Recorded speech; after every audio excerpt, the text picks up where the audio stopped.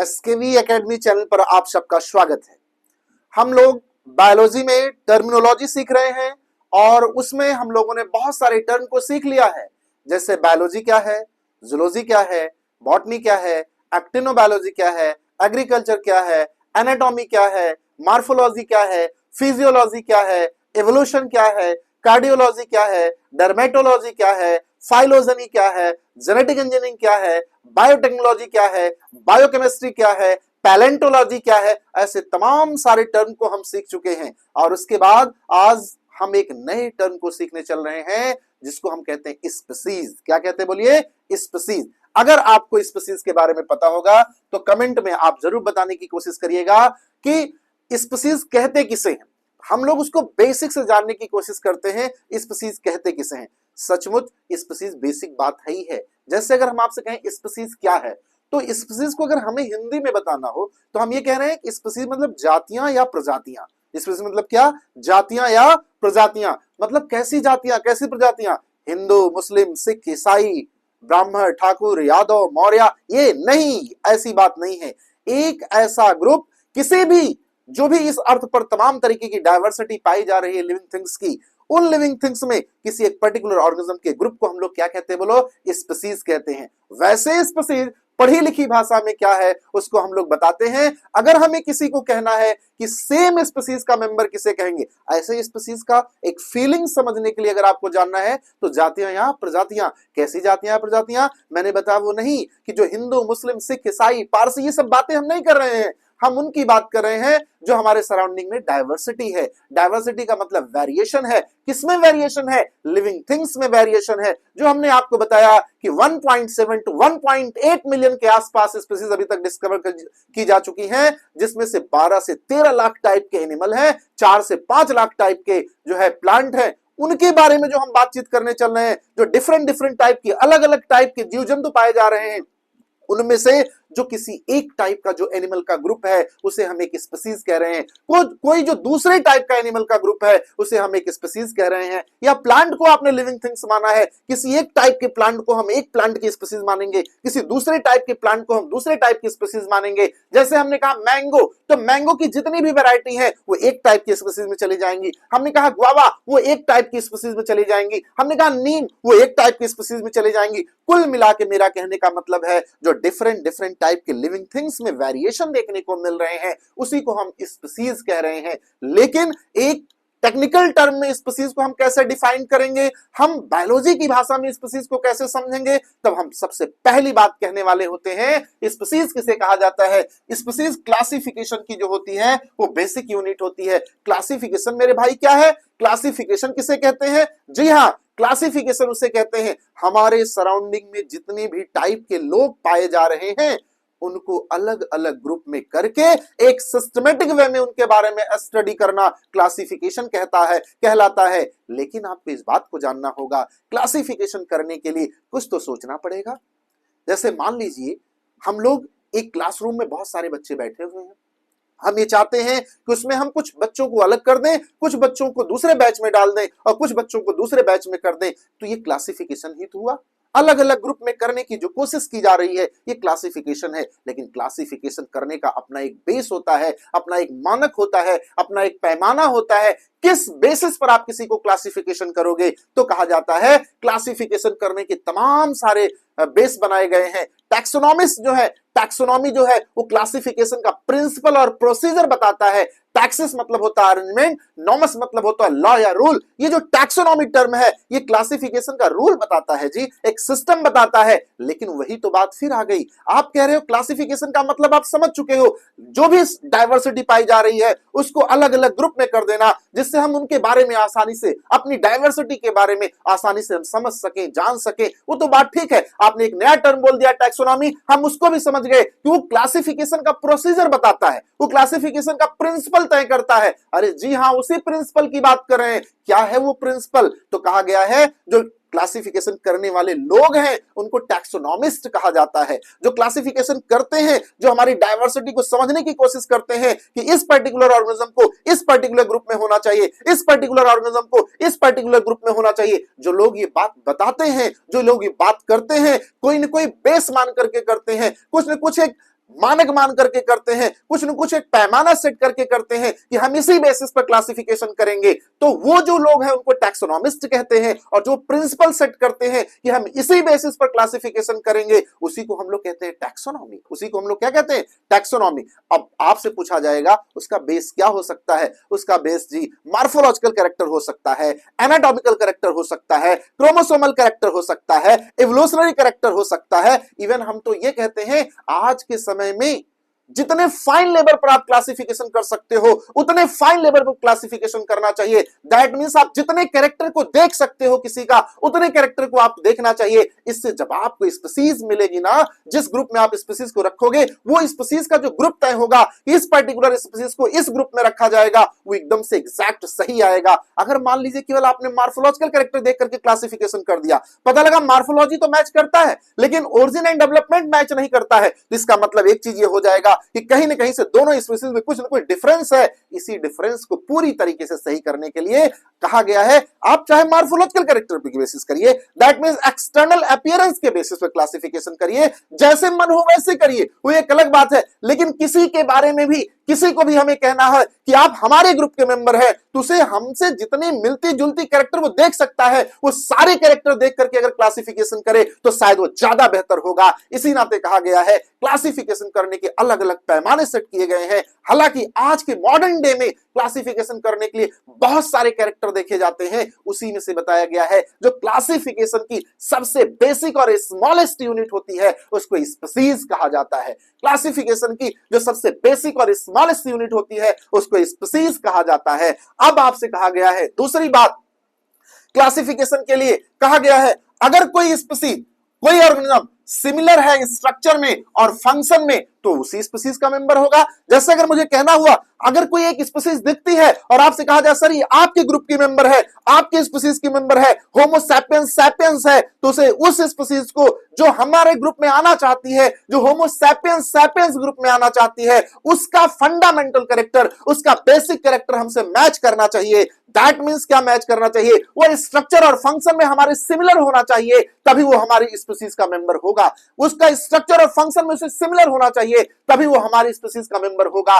That means आपसे कहा गया स्पीसीज क्लासिफिकेशन की सबसे बेसिक और स्मॉलेस्ट यूनिट है। और दूसरी बात यह है अगर किसी को कहना है कि कोई सेम स्पीसीज का मेंबर है तो ये कहना होगा कोई स्ट्रक्चर और फंक्शन में भी क्या हो, जरा मुझे बताइए, सेम हो। दूसरा मतलब उसका जीन पूल कॉमन हो, कॉमन जीन पूल वाला हो। यानी अगर कोई हमारी स्पीसीज में आना चाहता है, कोई हमारी स्पीसीज का मेंबर होना चाहता है, तो जो जीन हमारा है सेम जीन उसका भी होना चाहिए। अगर जीन पूल में डिफरेंस आएगा तो स्पीसीज ही बदल जाएगी, यानी जीन नहीं बदलना चाहिए, हमारा और उसका जीन क्या होना चाहिए, वैसे जैसे हमारा क्रोमोसोम नंबर है वैसे उसका क्रोमोसोम नंबर होना चाहिए। अब आप कहोगे तो कैसे डिफरेंसेस आएंगे? जो मॉर्फोलॉजिकल वेरिएशन दिखाई पड़ते हैं, किसी का हाइट ज्यादा दिखाई पड़ता है, किसी का हाइट कम दिखाई पड़ता है, किसी का कलर फेयर दिखाई पड़ता है, किसी का कलर थोड़ा डल दिखाई पड़ता है, इसके लिए कौन रिस्पांसिबल है? इसके लिए एलिल रिस्पांसिबल है, जिन पर एलिल पाए जाते हैं वो रिस्पांसिबल है। लेकिन अगर कोई हमारी स्पीसीज का मेंबर होगा तो उसका जीन पूल और हमारा जीन पूल क्या करना चाहिए? मैच करना चाहिए, तभी वो हमारी स्पीसीज का मेंबर होगा। एक चीज ये। और दूसरी जो सबसे इंपॉर्टेंट बात है, सबसे इंपॉर्टेंट बात है, अगर कोई हमारी स्पीसीज, अगर इस अर्थ पर जो तमाम तरीके की डाइवर्सिटी में जो तमाम तरीके की स्पीसीज पाई जा रही है, कोई स्पीसीज अगर किसी से मैच करना चाहती है, एक स्पीसीज किसी दूसरे ग्रुप में जाना चाहती है और ये कहलाना चाहती है कि हम उसी स्पीसीज के मेंबर हैं, तो उसको कम से कम एक सिमिलरिटी अपने पास रखनी होगी कि वो आपस में इंटरब्रीड कर सकते हो। इंटरब्रीड करने का मतलब आपको समझना होगा, इंटरब्रीड करने का मतलब आपको समझना होगा, इंटरब्रीड मतलब कतई सेक्स नहीं होता है। इंटरब्रीड का मतलब होता है अपने जैसी ही ऑफस्प्रिंग जब प्रोड्यूस कर ले जाए। बहुत सारे लोग ऐसे होते हैं जी, बहुत सारे कपल ऐसे इस नेचर में हैं जो साथ साथ रहते हैं लेकिन ऑफस्प्रिंग प्रोड्यूस नहीं कर पाते हैं, तो उनके लिए हम टर्म यही बोलेंगे वो इंटरब्रीड नहीं कर पा रहे हैं। रिप्रोडक्शन का मतलब अलग है, इंटरब्रीड और रिप्रोडक्शन एक कह सकते हैं। इंटरब्रीडिंग का मतलब अलग है और सेक्स का मतलब अलग है। ऐसा कतई नहीं है कि जो सेक्स कर रहा होगा वो ब्रीडिंग कर ही ले जाएगा। कहने का मतलब यह है कि जब कोई अपने जैसे ही ऑफस्प्रिंग प्रोड्यूस कर ले जाए ड्यूरिंग सेक्सुअल रिप्रोडक्शन, तो हम मानेंगे कि वो इंटरब्रीड कर पा रहा है। दैट मींस अगर कोई अपने जैसी ऑफस्प्रिंग प्रोड्यूस कर पा रहा है तो हम मानेंगे वो इंटरब्रीड कर पा रहा है। अगर कोई हमारी ही स्पीसीज का मेंबर होगा, अगर हमारा उससे इंटरब्रीडिंग होगा तो हम अपने जैसी या वो हमारे जैसी ऑफस्प्रिंग प्रोड्यूस कर ले जाएगा, तभी माना जाएगा वो हमारी स्पीसीज का मेंबर है। अगर कोई व्यक्ति, कोई कपल आपस में साथ रहते हैं, उनका अपना बेबी वो प्रोड्यूस नहीं कर पा रहे हैं, तो हम कहेंगे वो इंटरब्रीड नहीं कर पा रहे हैं। हमने बताया दो टर्म आप समझ लीजिए, सेक्स अलग है और इंटरब्रीड अलग है। इंटरब्रीड या रिप्रोडक्शन हम तब बोलेंगे जब कोई अपने ही जैसी ऑफस्प्रिंग या प्रोजेनी प्रोड्यूस कर ले जाए, दैट मींस संतान प्रोड्यूस कर ले जाए। अगर संतान प्रोड्यूस नहीं कर पा रहा है तो हम मानेंगे इंटरब्रीड नहीं कर पा रहा है। और अगर कोई हमारी ही स्पीसीज का मेंबर है और वो हमसे इंटरब्रीड नहीं कर पा रहा है, दैट मींस वो हमारी स्पीसीज का मेंबर नहीं है। कहने का मतलब सेम स्पीसीज में आने के लिए दो लोग हैं और दोनों को अगर कहा जाए ये दोनों सेम स्पीसीज के मेंबर हैं, तो उनमें क्या क्या सिमिलरिटी होनी चाहिए, उनमें क्या क्या सिमिलरिटी होना चाहिए? स्ट्रक्चर और फंक्शन में सेम होना चाहिए, जीन पूल कॉमन होना चाहिए, उनका आपस में इंटरब्रीड कर लेना चाहिए। अगर वो आपस में इंटरब्रीड कर लेते हैं तो माना जाएगा वो सेम स्पीसीज के मेंबर हैं। और दूसरी बात हमने आपसे बताया है कि अगर मैं आपसे कहूंगा और स्पीसीज क्लासिफिकेशन की सबसे बेसिक और स्मॉलेस्ट यूनिट होती है, ये बात भी आपको ध्यान करना है। इसका मतलब मैंने आपसे ये बताया, अगर मैं आपसे पूछूं स्पीसीज क्या है, कहोगे स्पीसीज क्लासिफिकेशन की सबसे बेसिक और स्मॉलेस्ट यूनिट है। दूसरी बात, अगर कोई एक स्पीसीज ये है और हमारे पास कोई दूसरी स्पीसीज है, हम कहें दोनों सेम स्पीसीज के मेंबर हैं, हम तभी बोल पाएंगे जब ये और ये दोनों आपस में स्ट्रक्चर और फंक्शन में क्या हो, सेम हो, इनका जीन पूल आपस में क्या हो, कॉमन हो, और सबसे इंपॉर्टेंट बात, वो आपस में इंटरब्रीड कर सकते हो, तभी कहलाएंगे वो क्या है, बोलो, सेम स्पीसीज के मेंबर हैं। सेम स्पीसीज के मेंबर हैं। मैं क्लासिफिकेशन में बहुत अभी इस नाते नहीं जाना चाहता, क्योंकि क्लासिफिकेशन अभी हम आपको पढ़ाएंगे द लिविंग वर्ल्ड पहले चैप्टर में ही। इस बात अगर आपसे कहा जाए स्पीसीज क्या है, मैंने आपको एकदम सिंपल भाषा में समझाने की कोशिश की। जो हमारे सराउंडिंग में तमाम डिफरेंट टाइप के ऑर्गेनिज्म पाए जा रहे हैं, ये तमाम डिफरेंट टाइप की जातियां प्रजातियां पाई जा रही हैं, उनको हम एक फील करने के लिए हमने बोला कि उनको हम स्पीसीज कहते हैं। लेकिन अगर कोई भी हमें कहना हुआ टेक्निकल भाषा में, तो कहेंगे स्पीसीज क्लासिफिकेशन की सबसे बेसिक और स्मॉलेस्ट यूनिट है। हमने कहा दो लोग हमारे पास हैं और इन दोनों को हमको सेम स्पीसीज कहना है, तो हम बोलेंगे अगर दोनों स्ट्रक्चर और फंक्शन में क्या होंगे, सेम होंगे, तभी हम मानेंगे दोनों एक ही स्पीसीज के मेंबर हैं, एक ही ग्रुप के मेंबर हैं, एक ही ग्रुप के मेंबर हैं। हम मानेंगे अगर दोनों का जीन पूल कॉमन होगा, तभी हम मानेंगे कि ये दोनों एक ही ग्रुप के मेंबर हैं, दैट मींस दोनों एक ही स्पीसीज है। दोनों आपस में अगर इंटरब्रीड कर ले जाएंगे, मतलब अपने जैसी ऑफस्प्रिंग प्रोड्यूस कर ले जाएंगे, तो हम मानेंगे दोनों सेम स्पीसीज के मेंबर हैं। नहीं तो हम ये मानेंगे दोनों सेम स्पीसीज के मेंबर नहीं है। यानी स्पीसीज कहने के लिए कुछ क्राइटेरिया फिक्स करनी पड़ती है। क्लासिफिकेशन की सबसे बेसिक और स्मॉलेस्ट यूनिट है स्पीसीज। दो लोग अगर एक ही स्पीसीज के मेंबर कहलाना पसंद करते हैं, तो हमको कहना पड़ेगा दोनों लोग का स्ट्रक्चर और फंक्शन सेम होना चाहिए। और सबसे इंपॉर्टेंट बात है यार, फंडामेंटल कैरेक्टर सेम होना चाहिए। जैसे हम आपको एक एग्जांपल से समझाते हैं, अगर हमें इंसेक्ट कहना है, हम किसी को भी थोड़ी इंसेक्ट बोल सकते हैं। लेकिन आप सोचो, अगर लाइट के पास कोई उड़ता हुआ जाता है, आप उस इंसेक्ट को पहली बार देख रहे हो, तब भी आप कहते हो इंसेक्ट है। कभी तुमने कहा मम्मा देखो वहां सांप दौड़ रहा है लाइट के पास? नहीं कहा। क्यों नहीं कहा? क्योंकि आपको एक बात पता है, इंसेक्ट का कॉमन फीचर पता है। पढ़े लिखे वाली बात ना पता हो, फंडामेंटल कैरेक्टर पता है। इंसेक्ट हम किसे कहेंगे? आप पढ़े लिखे भाषा में नहीं जानते, आप बस इतना जानते हो जो लाइट के पास उड़ के जा रहा है इसका मतलब वो इंसेक्ट है। आप इस फीलिंग के साथ इंसेक्ट बोलते हो। लेकिन इंसेक्ट कहने के लिए इस अर्थ पर अगर कोई भी ऑर्गेनिज्म ऐसा है जिसके पास 3 पेयर अपेंडेजेस हैं, तो क्या कहलाएगा? बोलो, इंसेक्टा कहलाएगा कि नहीं कहलाएगा? यानी इस नेचर में अगर कोई ऐसा है जिसके पास 3 पेयर, हमारे पास कितने पेयर अपेंडेजेस हैं? 2 पेयर, फोरलिम्ब और हाइंड लिम्ब। लेकिन अगर किसी के पास इस नेचर में 3 पेयर अपेंडेजेस हैं, तो इंसेक्टा ग्रुप में जाएगा। यही मेरा कहने का मतलब है, अगर किसी को सेम स्पीसीज में आना है तो उसका फंडामेंटल कैरेक्टर क्या होगा, बोलो, सेम होगा। जैसे अगर किसी को इस अर्थ पर किसी को भी इंसेक्टा कहना है तो उसके पास 3 पेयर अपेंडेजेस पाया जाना है।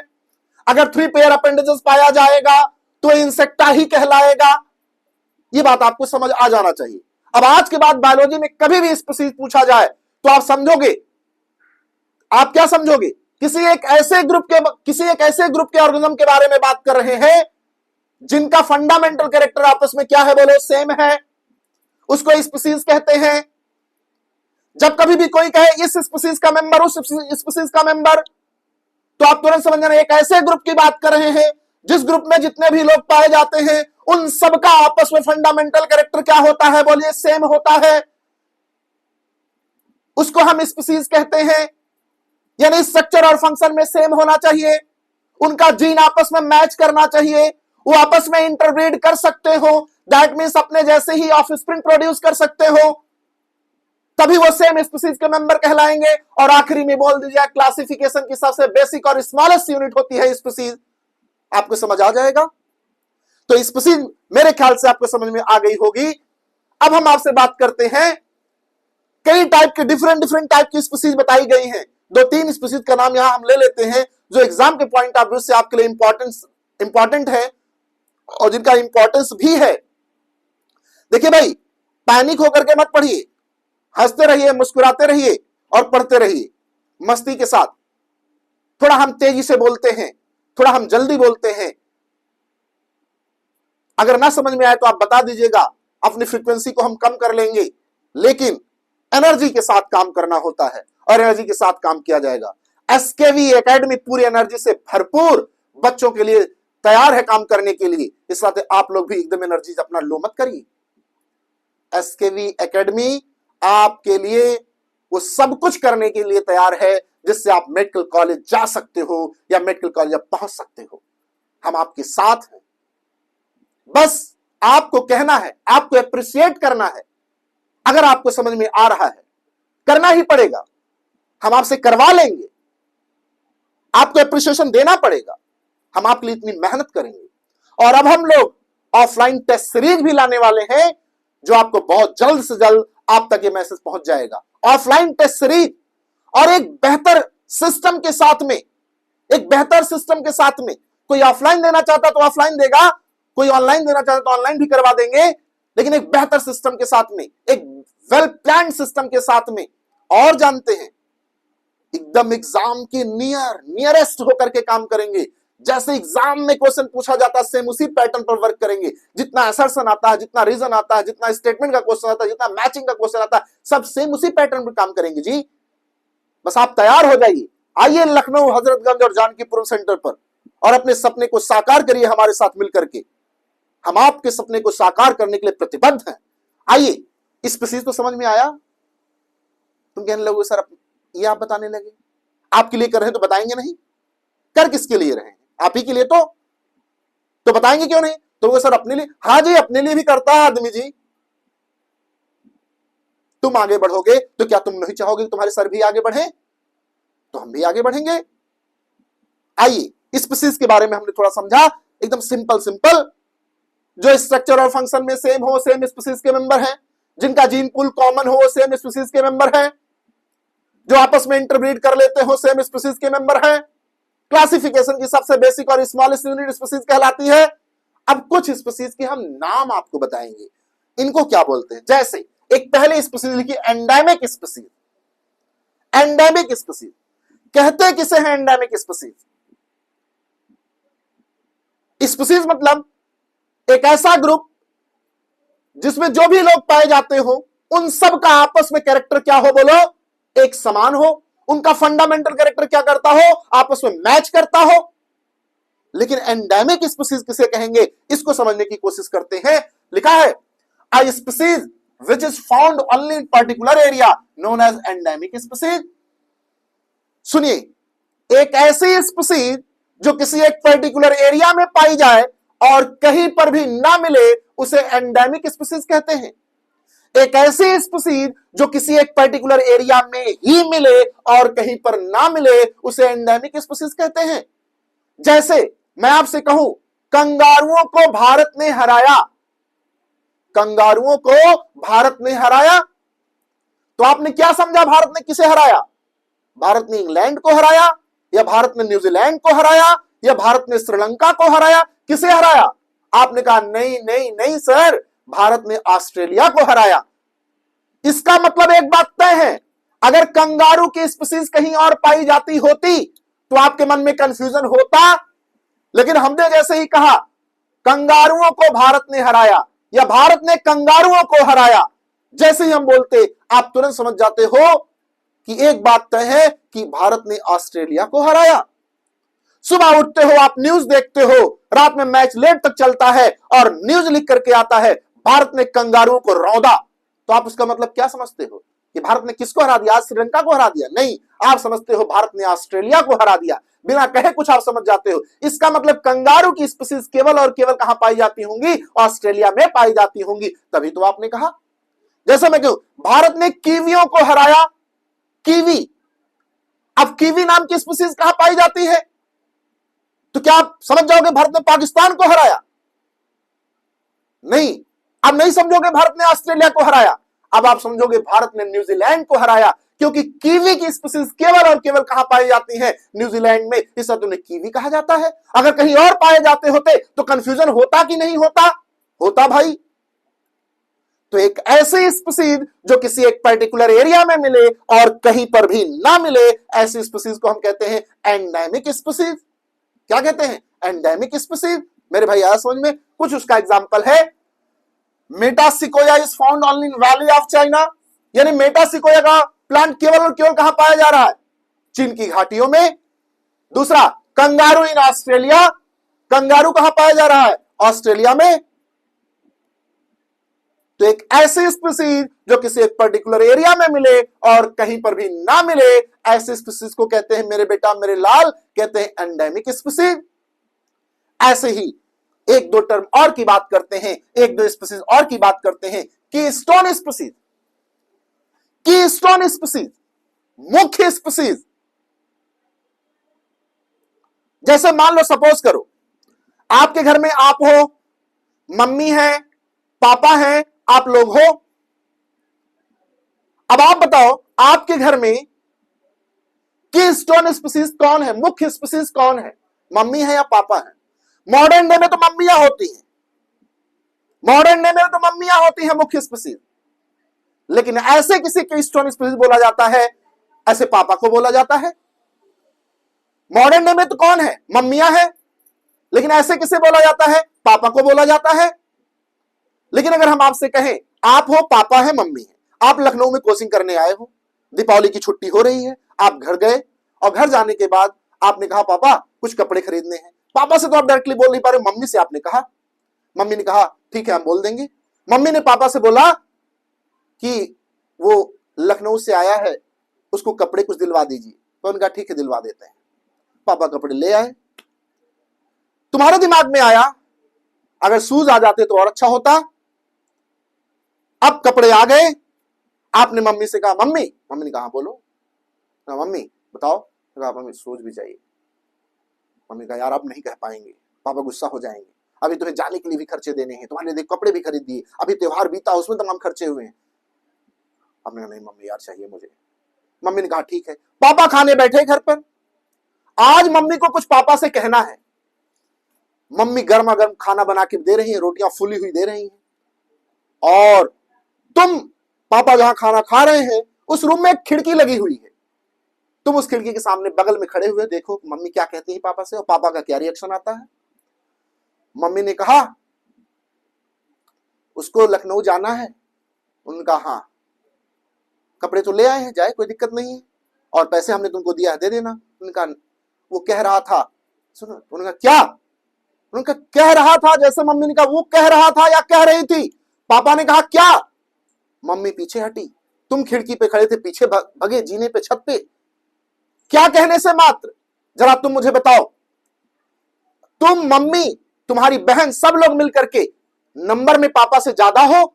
पापा तो अकेले हैं, तुम हुए, मम्मी हुई, तुम्हारी बहन हुई, सब लोग, सबका मन था तुम्हारे लिए सूज आ जाए, लेकिन पापा ने कहा क्या? तुम भी पीछे हटे, मम्मी भी पीछे हटी, तुम्हारी बहन भी पीछे हटी, सब लोग हटे। उस क्या से? नंबर में पापा कम है, नंबर में भी कम है। और तीनों का अगर वेट जोड़ दिया जाए, भार जोड़ दिया जाए, उनके तीनों के वेट से, भार से भी पापा का वजन भी कम होगा।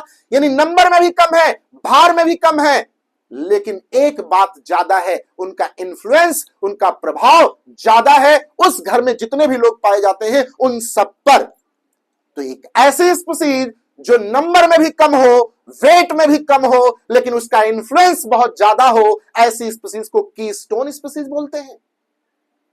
अगर इस एग्जांपल से आप कंफ्यूज हो रहे हो तो ऐसे सोचिएगा, हम 10 लोग, 20 लोग, 25 लोग, 30 लोग चलते हैं सीएम आवास के पास और अपनी कोई मांग लेकर के उनसे कहते हैं, जरा तुम मुझे बताओ, हम लोग नंबर में ही 30 लोग हैं, ज्यादा हैं, 30 लोगों का वेट जोड़ दिया जाए आपके सीएम से ज्यादा होगा, लेकिन जरा मुझे बताओ, अगर एक बार उन्होंने कोई बात कह दिया तो प्रभाव किसका ज्यादा होगा, हमारा या तुम्हारा या उनका? उनका प्रभाव ज्यादा होगा। चलो ये सब तो फर्जी की बात हुई। आप बताओ, ये तो पूछा भी नहीं जाएगा मम्मी वाला एग्जांपल, न सीएम वाला एग्जांपल पूछा जाएगा, लेकिन मैं आपसे पूछता हूं, आप फॉरेस्ट में जाइए, जंगल में जाइए, वहां बहुत सारी स्पीसीज रहती हैं, बहुत डिफरेंट डिफरेंट टाइप के ऑर्गेनिज्म रहते हैं। अब आप जरा मुझे बताओ, आप वहां पहुंचे, जा रहे हो और किसी ने आपसे कह दिया, हाथी आज दिखा था जंगल में, आज हिरन बहुत सारे दिख रहे हैं, तुम्हारी दौड़ और जंगल की तरफ और तेजी से हो जाएगी कि हम भी देख ले। लेकिन एक बार सोचना, अगर किसी ने कह दिया आज किनारे शेर दिखा था, अब तुम क्या करने वाले हो, जरा तुम मुझे बताओ। अब तुम शायद लौट जाओगे, उधर को नहीं जाओगे। यानी एक ऐसी स्पीसीज जो नंबर में भी कम है, वेट में भी कम है, लेकिन उसका इन्फ्लुएंस, उसका प्रभाव बहुत ज्यादा है, ऐसी स्पीसीज को कीस्टोन स्पीसीज बोलते हैं। लेकिन एक बात इसी के साथ और सुनिएगा, हमेशा हमने जो बताया कीस्टोन स्पीसीज समझाने के लिए, उसमें आपको लगा कि उसका इंपैक्ट कुछ डरावना टाइप का है। नहीं, पढ़िए लिखिए में जो कीस्टोन स्पीसीज का मतलब है, यहां डराने से नहीं है। हम ये बताना चाह रहे थे कि जिसका नंबर भी कम हो, जिसका वेट भी कम हो, लेकिन उसका इन्फ्लुएंस अपने ग्रुप में या अपने और अदर स्पीसीज पर उसका ज्यादा हो, उसे कीस्टोन स्पीसीज बोलेंगे। लेकिन उसी के साथ आप बताओ, आपके पापा अगर आपको डांटते हैं तो आपके पापा आपको प्रोटेक्ट भी करते हैं या नहीं करते हैं? क्वेश्चन ये पूछा गया है एम्स में कि कीस्टोन स्पीसीज का फंक्शन क्या है? कीस्टोन स्पीसीज का फंक्शन है प्रोटेक्शन प्रोवाइड कराना। आपको कुछ भी हो जाए, किसी भी तरीके की दिक्कत हो, आपके जितने लोग हैं पता नहीं काम आएंगे या नहीं आएंगे, लेकिन ये 1000% बात तय है, अगर आपको पापा डांटते हैं तो पापा आपके काम भी आएंगे। यानी कीस्टोन स्पीसीज का काम क्या है? प्रोटेक्शन का। तो आइए हम देखते हैं। हमने कहा ऐसी स्पीसीज जो नंबर में भी कम हो, बायोमास यानी भार में भी कम हो, लेकिन इन्फ्लुएंस, उसका प्रभाव बहुत ज्यादा हो, ऐसी स्पीसीज को हम क्या बोलते हैं? कीस्टोन स्पीसीज बोलते हैं। एक ऐसी स्पीसीज जो नंबर में भी कम हो, वेट में भी कम हो, लेकिन उसका इन्फ्लुएंस, उसका प्रभाव बहुत ज्यादा हो अपनी ही स्पीसीज के मेंबर पर या अदर स्पीसीज के मेंबर पर, उसे हम बोलते हैं कीस्टोन स्पीसीज। और एक बहुत प्यारी और स्पीसीज से रिलेटेड टर्म है, उसको समझाते हैं क्रिटिकल लिंक स्पीसीज। थोड़ा पुराने जमाने से आपको रिलेट करते हैं। एक ऐसी, पहले डेफिनेशन बता देते हैं, एक ऐसी स्पीसीज जो किसी दूसरी स्पीसीज के से को जोड़ने में या किसी दूसरे स्पीसीज के रिप्रोडक्शन करने में या ब्रीडिंग करने में हेल्प करती है, उसे हम क्रिटिकल लिंक स्पीसीज कहते हैं। एक ऐसी स्पीसीज जो किसी सेम स्पीसीज के मेंबर की बात नहीं कर रहे हैं, एक ऐसी स्पीसीज जो किसी दूसरी स्पीसीज के रिप्रोडक्शन में, ब्रीडिंग में हेल्प करती हो, उसे हम क्रिटिकल लिंक स्पीसीज कहते हैं। फिर से सुनिएगा, एक ऐसी स्पीसीज जो किसी दूसरी स्पीसीज के रिप्रोडक्शन में, ब्रीडिंग में हेल्प करता हो, उसे क्रिटिकल लिंक स्पीसीज बोलते हैं। अब इसको समझिएगा, आज के जमाने में तो फोन है, बातचीत हो जाती है, लेकिन जानते हो पहले क्या होता था? अगर दो लोग आपस में मिलना चाहते हैं, कोई एक प्रेमी है, कोई एक प्रेमिका है, वो आपस में मिलना चाहते हैं, तो कैसे मिलते थे? प्रेमी का घर कहीं और, प्रेमिका का घर कहीं और। अब क्या होगा? अपने मैसेज को पहुंचाना है, फोन नहीं था उस समय पर। अब जानते हो क्या होता था? उस गांव से आप गुजरते थे, जाते थे, कोई छोटा बच्चा मिल गया, उसे इधर आओ, बुलाते थे, सुनो तुम्हें टॉफी खिलाएंगे, बोलो। फिर क्या होता था? आप क्या करते थे? लेटर लिखे होते थे, उसको पकड़ते, ले जाओ। और जब आप आते थे तो वो पानी भरने टंकी पर आ जाती थी। जब आप उस गांव से गुजरते थे तो पानी भरने टंकी पर आ जाती थी। उसी बीच एक छोटा बच्चा दिखता था जिसे आप कहते थे ये ले जाकर के दे आओ और तब तुम्हें हम टॉफी खिलाएंगे। वो छोटा बच्चा समझदार नहीं होता था, ले जाकर के दौड़ करके उसको दे आता था और वो भी उसको बुलाती थी, इधर आओ इधर आओ इधर आओ, देखो तुम्हारे मुंह में कीड़े पड़े हैं क्या, जरा देखे, तुम्हारा दांत खराब हो गया क्या, देखे। और ये कहकर के वो भी कह देती ले जाओ दे आओ। बताओ, दो डिफरेंट स्पीसीज को मिलाने वाला कोई एक स्पीसीज है कि नहीं? कोई एक दूसरी स्पीसीज है जो किसी दो स्पीसीज को आपस में मिला रही है कि नहीं मिला रही? चलो इससे भी नहीं समझते हो। हम अगर नहीं मिल पाते थे, छोटे बच्चे में डर होता था कि कहीं किसी को दे देगा ले जाकर के, तो एक हम लोग उस गांव में किसी एक को सेट कर लेते थे जो हमारा मैसेज पहुंचाता था और उसका मैसेज पहुंचाता था। तुम्हारे साथ पता नहीं हुआ या नहीं हुआ, मेरे साथ भी ऐसा नहीं हुआ है, लेकिन मैं एक बता रहा हूं, मैंने ऐसा देखा है, ऐसा समझा है, ऐसा सुना है, ऐसा होता था। बहुत प्यारा क्षण होता था उस समय, बहुत बेताबी होती रही होगी मिलने की एक दूसरे की। आज तो बात होती है और बात 5 मिनट ना हो पाए तो किसी किसी को चैन ही नहीं पड़ता है। कुछ लोग रह लेते हैं, कुछ लोग नहीं रह पाते हैं, सबका अलग अलग अपना सिस्टम है, सबका अपना अलग अलग। लेकिन सोचो उस समय कितना पेशेंस होता होगा, कितना धैर्य होता होगा कि वो बेचारा ना मतलब अपनी बात नहीं कह सकता है, एक लेटर एक चिट्ठी के माध्यम से कहना होता था।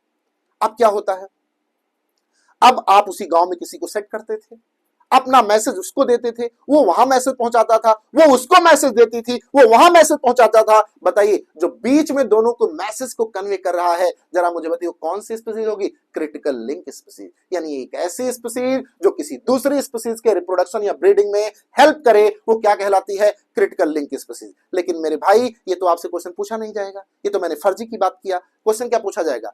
अगर किस प्लांट को पॉलिनेशन करना है, प्लांट को पॉलिनेशन करना है, पॉलन ग्रेन को स्टिग्मा पर पहुंचना है, तो बताओ वहां कौन कराता है? इंसेक्ट कराता है। कौन कराता है? इंसेक्ट।